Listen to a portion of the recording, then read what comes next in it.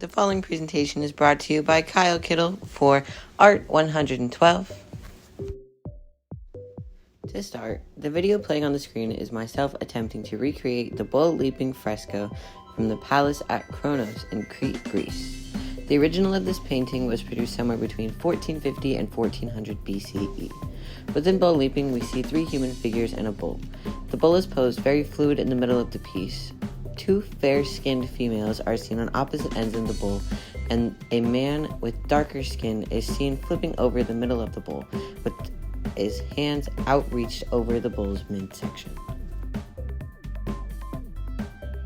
Within this video, we will go into how fresco paintings were created, what bull leaping in particular may have represented, and how fresco paintings functioned in Minoan daily life. Disclaimer. Much like almost all of the Minoans' history, the quote-unquote truth behind how these paintings were created and what was being depicted is nothing more than an educated guess. Here is a quick glimpse of the process of trial and error I went through to practice the use of plaster before going straight in. It took me a while to figure out the right water to plaster ratio that worked best for this project, but once I did, I began experimentation with the pigment.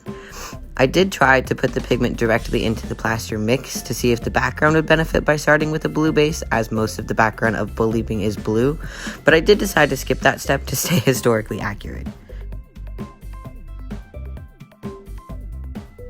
I then tried a few different methods of transferring the drawing onto the plaster because I am a cheater. I'm not skilled like these ancient Minoan artists. I was going to use the Renaissance cheesecloth method, but I decided to stay away from that to stay true to my inner Minoan artist. The process in which I recreate this fresco in particular may differ slightly than the way the actual Minoans created these paintings. One of the main differences being that in Minoan culture, frescoes were done as murals. They were done on walls, whereas I will be doing mine on a hard canvas. Because the Minoans did their frescoes on walls, they would first have to prime the walls. They would start with a thick, coarse layer of plaster and straw, and they would layer it over the entire area the mural would be going onto. This would be done to fill in any cracks or indentions in the wall. They would then place a thinner layer of plaster on top to even out the surfaces. After these layers dried, the artist would then place a layer of plaster mixed with limestone and other additives only to the areas the artist intended on painting that day.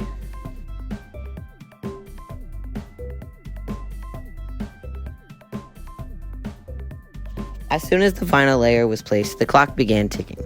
For a buon fresco, or a true fresco, the pigment was painted onto the plaster while it was still wet.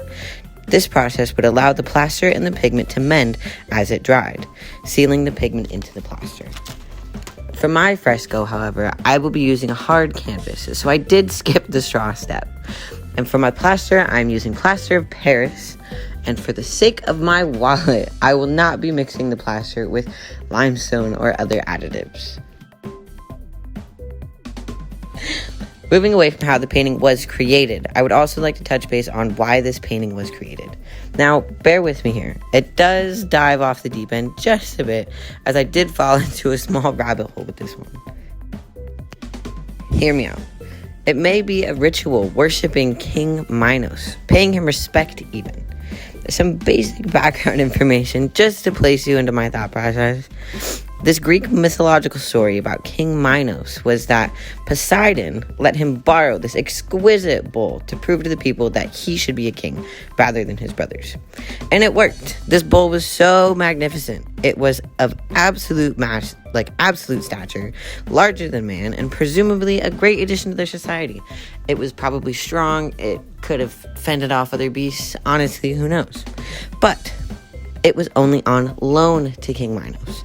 Once it was time to return the bull to Poseidon, he tried to return a regular bull to him instead, hoping he wouldn't notice, which of course Poseidon did. So to put Minos in his place, Poseidon put a curse on his wife. Without directly saying it, Poseidon made his wife fall in lust with this bull. 9 months later, the monster was born, a half-human, half-bull, the bull of Minos, later named the Minotaur. Now, this is where the labyrinth comes into play. Minos had the labyrinth built to contain the Minotaur until eventually he was killed, blah, blah, blah, blah, blah. But when you look at the palace at Kronos, you see the underground storage systems. They are described specifically as a complex system of passageways.